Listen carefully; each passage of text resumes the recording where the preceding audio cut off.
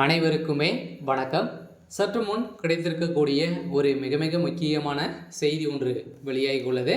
சற்று முன் சனாதன வழக்கில் நீதிமன்றம் இறுதி தீர்ப்பு, உதயநிதி கதை முடிந்தது, இது மாதிரி செய்திகள் வெளியாகியிருக்கு. ஏற்கனவே உதயநிதி ஸ்டாலின் அவர்கள் பார்த்தீங்கன்னா இப்போ துணை முதல்வராக ஆனந்திலிருந்தே அவருடைய நடவடிக்கையே சரியில்லாமல் இருக்கு இல்லையா.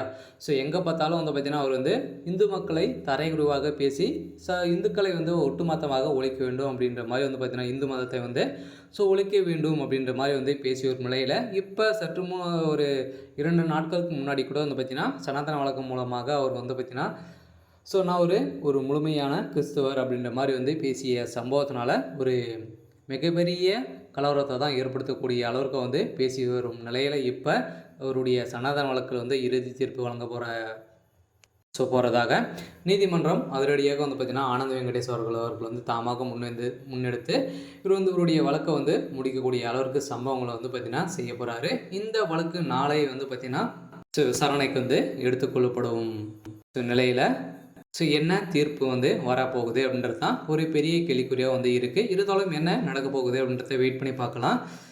அதுக்கு முன்னாடி நம்ம சேனலுக்கு இப்போ தான் நீ முதல் முறையாக வந்திருக்கீங்க அப்படின்னா மறக்காமல் நம்மளுடைய சேனலை சப்ஸ்கிரைப் பண்ணிக்கோங்க. வாங்க வீடியோக்குள்ளே போகலாம்.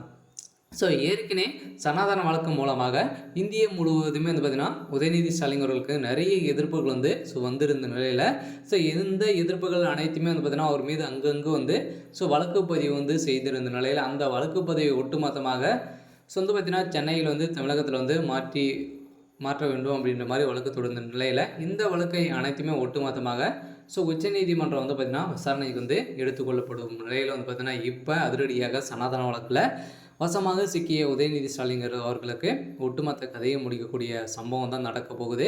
என்ன நடக்க போகுது அப்படின்னா இப்போ பார்த்தீங்கன்னா சனாதன வழக்கு மூலமாக ஈரோட்டில் இடைத்தேர்தல் நடக்க போகுது இல்லையா.